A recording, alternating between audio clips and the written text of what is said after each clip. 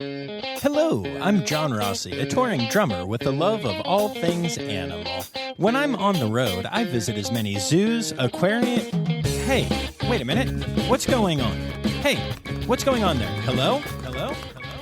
We interrupt your regularly scheduled program to bring you Rossifari Zoo news. News you can use from the world of zoos and conservation. Every week, we bring you breaking news and analysis from around the globe, featuring the animals you love and the people who care for them. And here's your anchorman, John Rossi.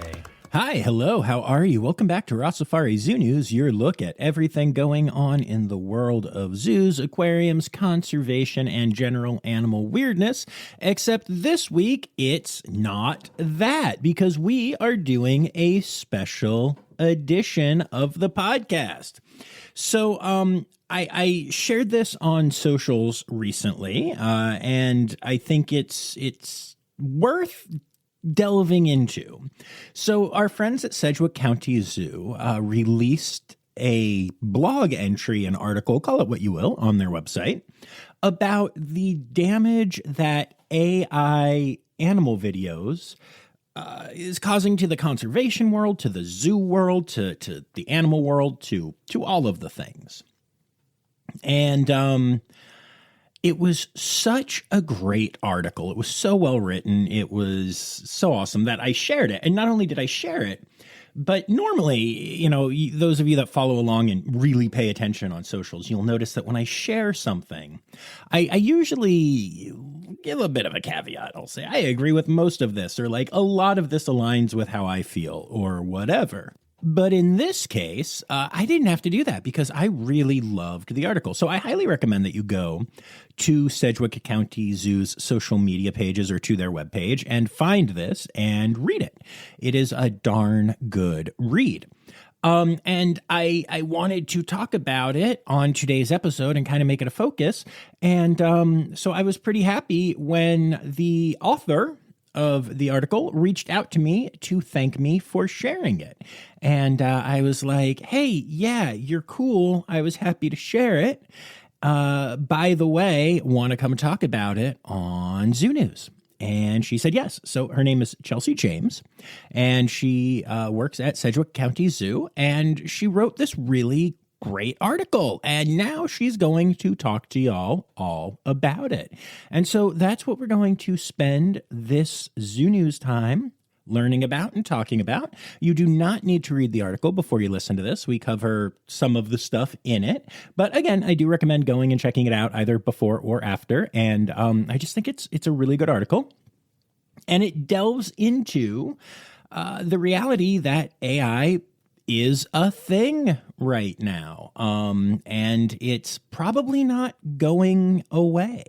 And actually, in the last part of this discussion, Chelsey and I talk about the fact that we don't necessarily see eye to eye about all things AI, although we do see eye to eye about the topic at hand here, the fake animal videos. And so, yeah, it's an interesting conversation. It's an interesting topic. It's something that I'm really curious to hear what y'all think about in general.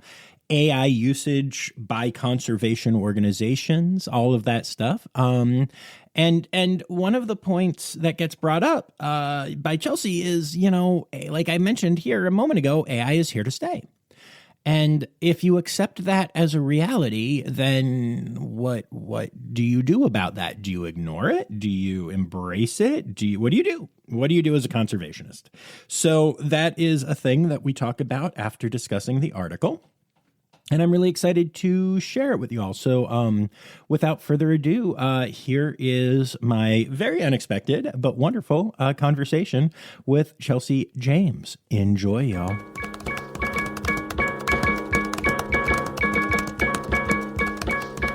I am Chelsey James, and I work at the Sedgwick County Zoo in Wichita, Kansas.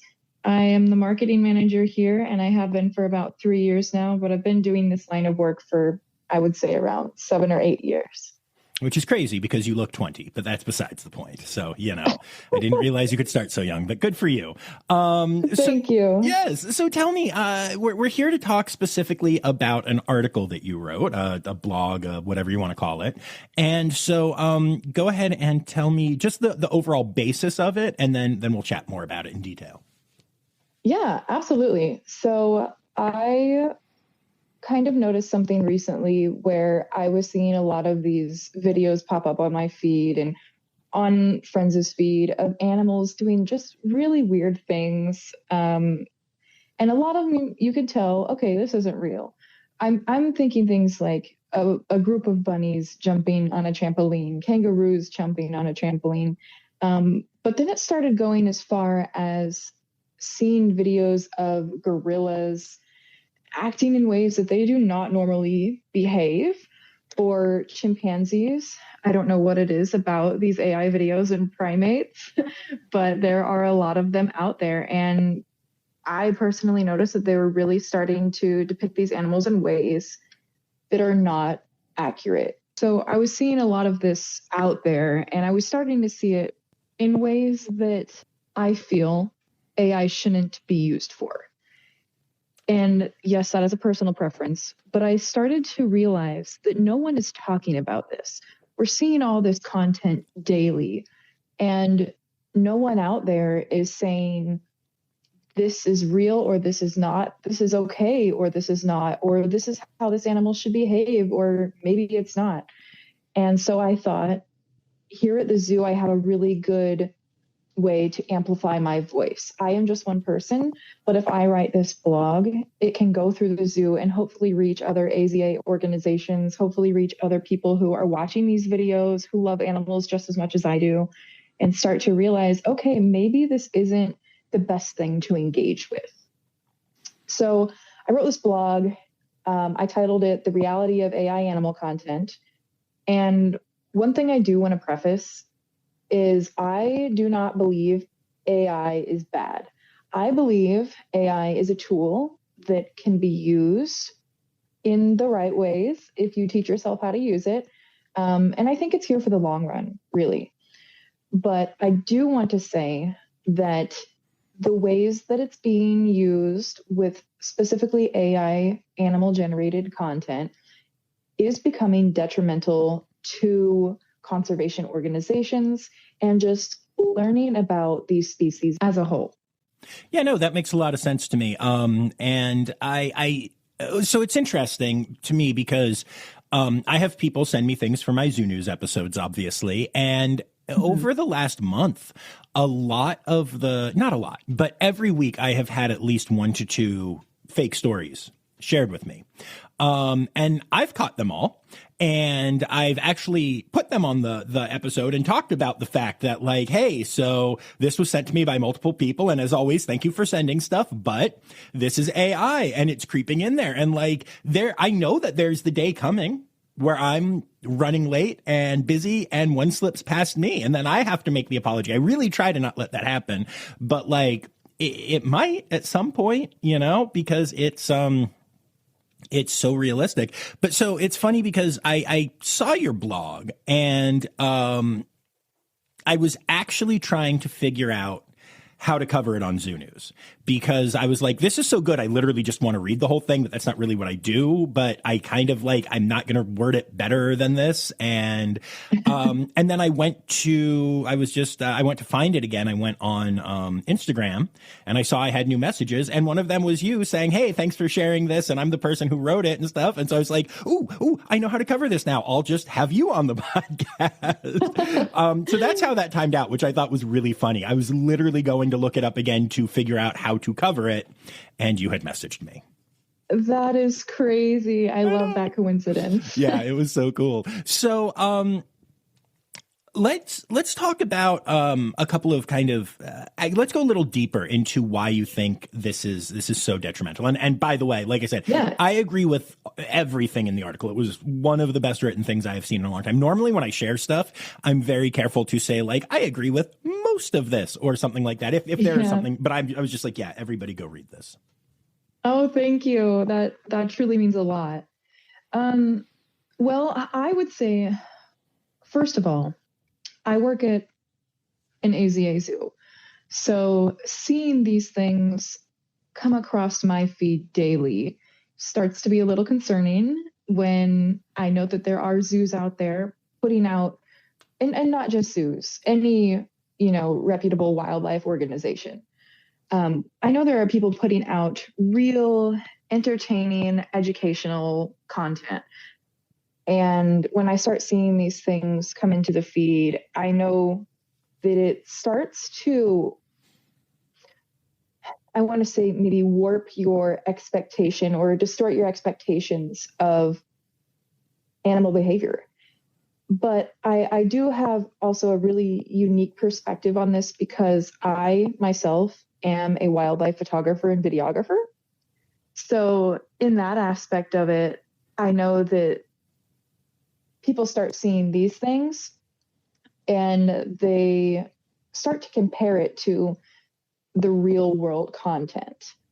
And yes, this AI generated, video might be more interesting than something that the zoo shares. But what they're not realizing is that when your attention is pulled away from real world conservation stories, I feel that these videos, as they are increasingly entering our social media feeds, it starts to distort your expectations of animal behaviors and just what you're learning about various species. It starts to confuse you a bit, especially, and I'll jump back to my example with the primates. But one thing I would like to point out is that gorillas in general are not an aggressive species. So when you see videos of, and I use this example in the blog, when you see videos of a gorilla busting through the glass at a zoo and breaking out, you not only now are afraid of gorillas, but lose trust in zoos and how their habitats are built, when in reality, none of that is realistic. Our habitats are made for very, very strong animals to not be able to break out of them. Sometimes zoos can experience like cracks in glass, and that's completely normal because there are various layers of acrylic. But gorillas in general are a very non-aggressive species. And when they are mad about something or they don't like something, their first instinct is not going to be to attack you or come at you. Gorillas are very good at letting people know what their boundaries are. And that's just something right there that this is just one example of how people are being misled by this AI generated content. It's pulling your attention away from the real world conservation stories and diverting your attention to these things that aren't real. And in that, you're getting your expectations of these animals construed. Another example I actually have in the blog is of this little boy. And all of these examples are ones that I went and looked up and screenshot myself. So these videos are out there. They exist. They're real. Well, they're not real, but they exist. There is an example that I use in this article of a little boy standing at what looks to be maybe a zoo, and an otter comes over the enclosure and into his arms, and he's so excited. He's talking about how soft it is, and people are watching this, I imagine, thinking, oh my gosh, this is so cute. I want this experience. People are engaging with this. They're giving themselves that expectation that this is something I can do with this animal. This is something that this animal might do. And it's not reality. It's not. They're not even soft, to be clear. Like, No. And I know that's such a small thing to dial in on. And like, I know that there are bigger issues, but it's honestly like every part of it is misleading. And that's what makes it so extra frustrating to me. Like, I would not be okay with these fake videos if they also had a great conservation message and were teaching about the animals and stuff. But at least there would be a redeeming quality. But these guys don't even have that. I saw one today, right before coming up here to talk to you. That was another gorilla one. And it was, just like this dude and this gorilla flexing at each other at a zoo, and the dude wasn't wearing a shirt. It was clearly him flexing, and a gym mirror was the original thing, and then they like took that and put in the gorilla or whatever. I don't, and I was just like, no. And I think part of the issue, the biggest part of the issue, is what you're saying. It teaches incorrect ideas and sets up negative expectations. The other part of it is, I think it actually manages to take away from the wonder that people feel about animals. I've had an insane number of people commenting on my, I have multiple videos of me drumming with Emily the elephant, and it's wonderful. And I've now had a ton of people just in the last couple of weeks be like, this is AI generated. And I'm like, no, it's not. I was there. And some of them believe me, some of them will argue. And I'm like, no, if you look at my feed, you can see this is me doing the thing. Like, it's very obvious. But yeah, and it takes away that sense of wonder. And I think it's so important because one of the things that I think is important as a conservation storyteller is the ability to share animals with people that can't get to them. Your zoo is incredible. We love it. I love it there. We had such a great time there. I can't get there. Of course. I can't get there very often. I've been there once, and I'll get there again. You need to come back. I know, I want to. Oh my gosh, more baby elephants now. But there were only the two at the time. But like, yeah, it's just, I can't get there, but I can watch these 4 baby elephants growing up, right? And seeing how magical that is. And I can experience that. But if I don't believe you, if I think it's BS, or like you said, if I see a video of a baby elephant that can play, I don't know, the trumpet with its trunk and whatever, and hugs people, then your baby elephants are less cool than that fake one, so to speak. And they're not. But then your videos, it's like, oh, this isn't as cool. That baby elephant, could dance the Thriller dance. I don't know. And so it takes away that sense of wonder that I think is essential, and is what you do for a living, and is what I do for a living, to try and create that sense of wonder, And it really bothers me. It bothers me as well. Like I said, I am a wildlife photographer and videographer too. So this is lowering trust in those authentic photos and videos that are out there. For example, I think it was last year, I had shared a photo of a Cape coral snake. It was a hatchling, so it wasn't very old. And it was like probably just a couple inches big, but it was coiled up on the table beautifully. The keepers helped me get a photo of this species so that we could share it on our Facebook page and tell people about it and kind of explain what it was and that we have a hatchling. And there were so many comments telling me that this was AI. And I just wanted to be like, no, I took this picture personally. I know this is not AI. So yeah, it really starts to blur those lines and lowers trust in the authentic photos that are out there and videos. People really start to wonder if everything is fake. And I've caught myself doing that when things are too cute. I'm like, ooh, is this real? So that's another reason why I wanted to write this blog, is to kind of tell people how, or help educate people on how you can tell them apart. We're not always going to be able to tell them apart, but you can at least see what organizations shared this, or maybe people are going to start being more honest when things are AI generated. So for those that haven't read the blog yet, what do you recommend are some things that people can do to make sure that they know that they're looking at proper content? All right, we'll be back after this quick break. Please join me for the Nature Disturbed podcast, a podcast about the good, the offensive, and the confusing parts of the animal kingdom, from the sewers of Florida searching for alligators. Oh no, did I forget to put the bins out? To the surface of Mars, investigating the possibility of life beyond Earth. Sorry, I had some bubbles lodged in my throat. I said, to the bottom of the Mariana Trench, all while interviewing scientists about their research along the way. Do you like comedy, whimsical storytelling, and learning about the natural world? If not, then you'll hate the Nature Disturbed podcast. Yes, absolutely. My recommendation would be to read the caption and look for the account information first. In the bottom corner, whether you're looking at Instagram or TikTok, in the corner is always going to be the organization's name and little photo icon. If it is an organization that you've heard of or that is a real organization, then it's most likely, and I want to say this lightly, it's most likely going to be real, authentic content, unless they have it listed otherwise in their caption.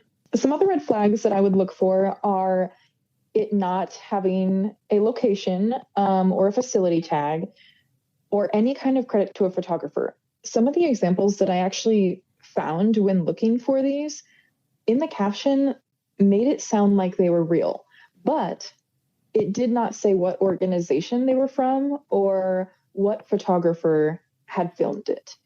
So anything that's like vague or maybe sounds a little spammy to you probably is. Yeah. Some other like very, now you kind of have to look a little harder for these, but in AI videos right now, and this will probably get better in the future, but things that you can look for right now would be words that don't fully look like words if there's any sign of text within the video itself. For example, if you're looking at one of those Ring doorbell videos of a chimpanzee coming to someone's door, the mat that would normally say welcome probably looks like it's written in Russian or something. So just little things like that. We used to be at a point where you could tell AI videos apart from reality when maybe someone didn't have 10 fingers. It was like, okay, they have 3 on that hand. That's obviously AI. But now we're at a point where it's getting so hard to decipher these. And that's why I suggest looking for who it came from. What's in the caption? What kind of information are they giving you along with this that's not just in the video itself? Yeah, no, that's very helpful and definitely appreciated. So I have another, to take it kind of in a different direction for a moment. Blogs from zoos don't usually do particularly well. Let's be honest. Like, You're not wrong. I'm very aware of this. As a matter of fact, there was a zoo that wrote a blog, and I covered it on Zoo News a couple of years ago now. And they were like, "How did you hear about this?" And it was like, people sent it to me, and they're like, "No one reads our blogs." And I was like, "Yeah, they did." It was really funny. And so, what do you think it says about this topic that your blog is like taking off and getting notice? Honestly, it really means a lot to me that so many eyes are on this blog right now, because that was my intention. My intention is for this blog to help educate people. And I think the reason why it is doing so well is because it wasn't something that we necessarily had planned out. It wasn't something that we all sat down together and said, you know, we need to make a blog on this and we're going to do it X, Y, and Z. It was very authentic and in the moment and relevant to the time. You know, it was just something that occurred to me, and I just started writing and asked, you know, my team if this is something we could share as the zoo. Of course, they said yes, because we all have the same opinions about it. But I am just so thankful that this is reaching as many people as I had hoped it would. And I do understand that a lot of blogs that are written by zoos and most organizations, they live on the blog. They'll have some views from their members and, you know, some followers. But for this blog to reach as far as it has in just the few days that it has been posted truly is just astonishing. And it's not only good for the Sedgwick County Zoo, but it's good for all zoos. It's good for AZA as a whole. It's good for wildlife conservation. And that's what my hope was. I truly feel that the more people are sharing this, the more of us that are out there that have this love for wildlife are sharing this message.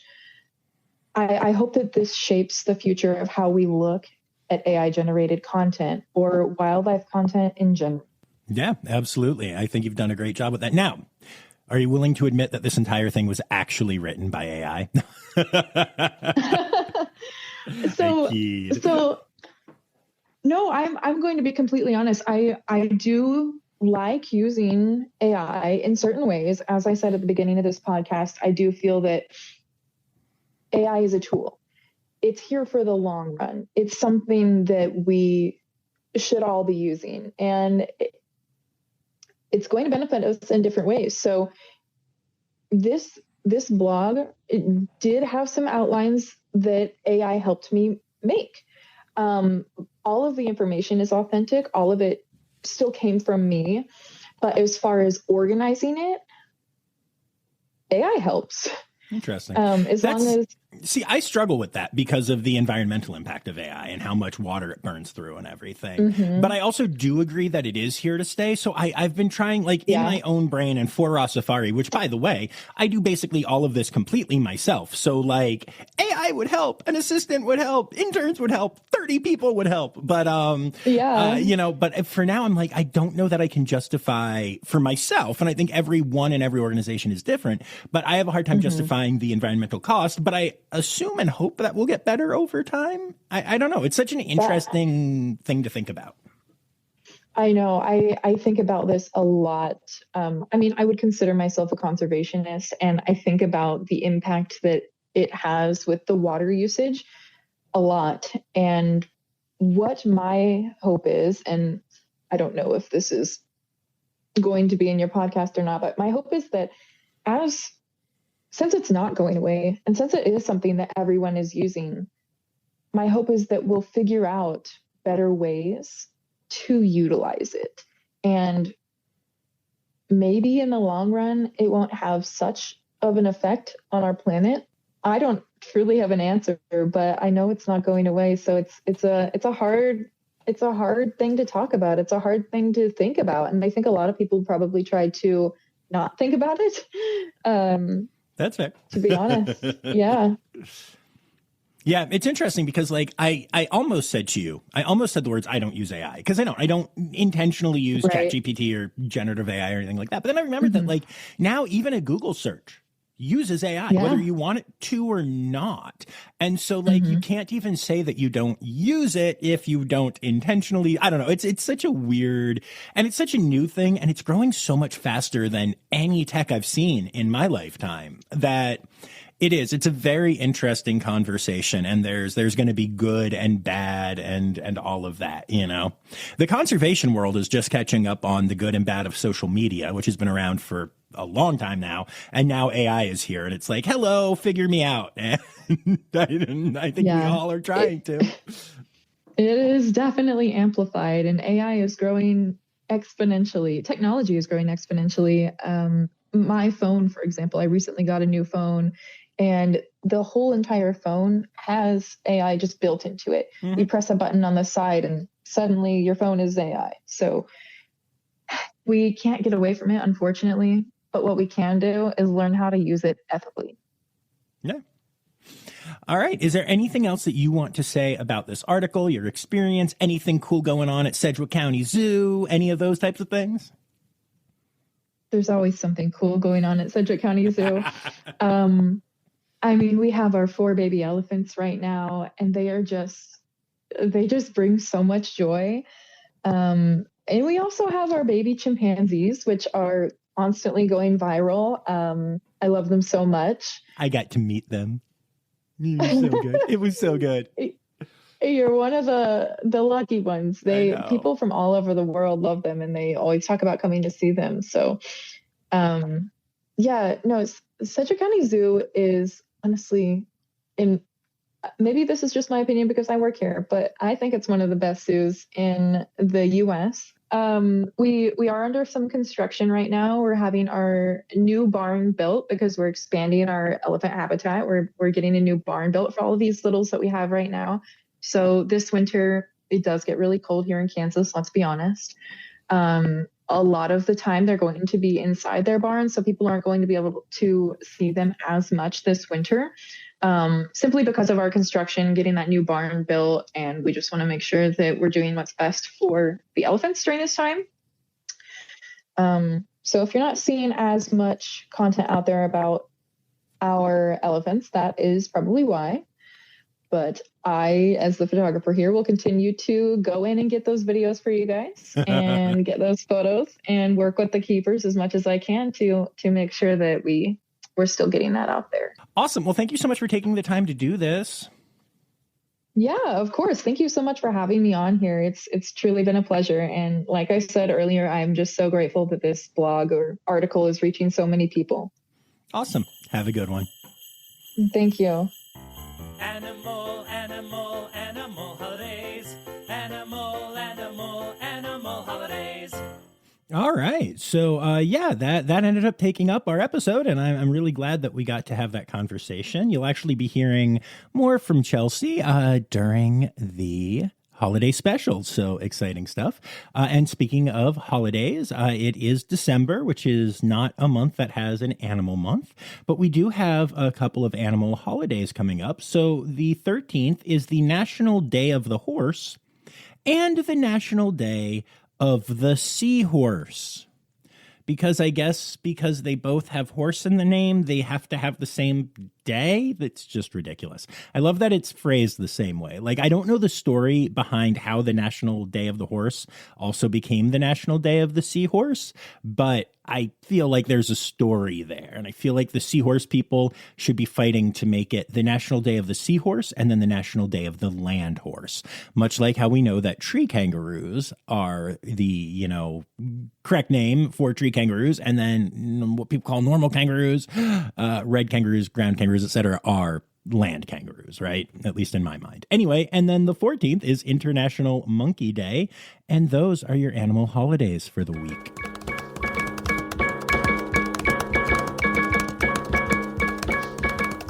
So, as is always the case when I do a special episode, we obviously didn't get to any of the normal stuff, but some of it will be in next week's episode.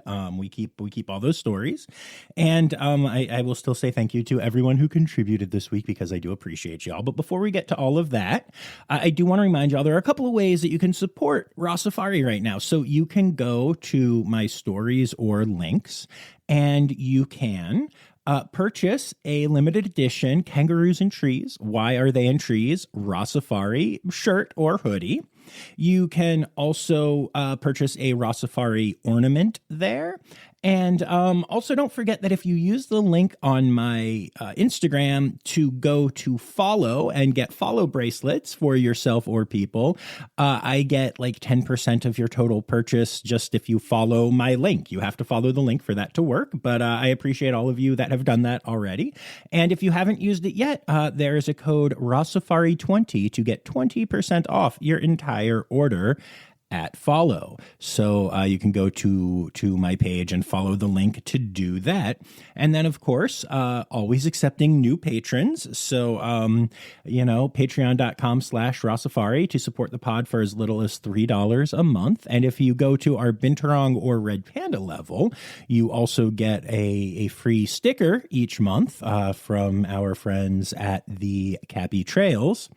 And then also, if you go all the way to Red Panda level, you'll get to hear your name at the end of the episode when I say something like, I would like to say thank you to all of my Red Panda level patrons, including Dr. Laura Schenk, Dr. Stephen Williamson, Barbara Bennett, Jenny Owens, Melissa Reed, Carrie Kirkpatrick, John Lewis, who is also here for stickers, Kevin Williams, and Cormac McMuffin. Meow. And like I said, I would like to say thank you to everybody who contributed by sending me stories or tagging me in stories, including Anya Keene, Colleen Linehan, Kim Cooley-Croninger, Carrie Kirkpatrick, Kevin Williams, Emily Rockbuck, Dr. Natalie Taco, Sam Evans, Dr. Laura Schenk, Jacob Zinn, Ali Malensky, Kay Malensky.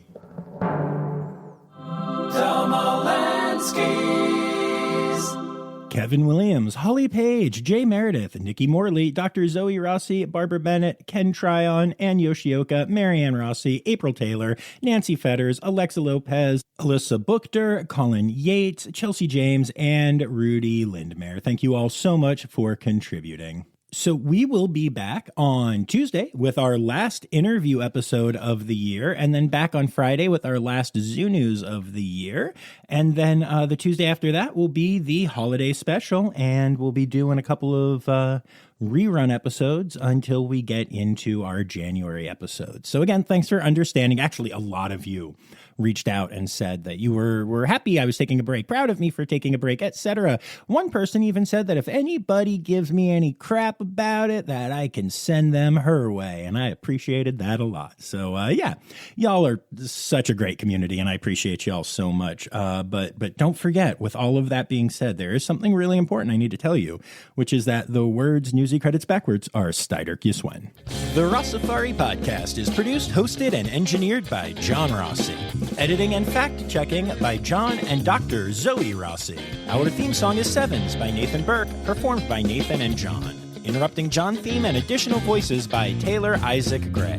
You can reach John directly on Instagram and Facebook at Rossifari or by email at rossifaripod@gmail.com. Rossifari is part of the Daydreamer Media Network. Now, stop listening to me and go visit a zoo.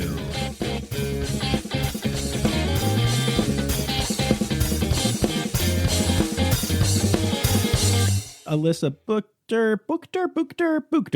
We're going with Buchter. That went well.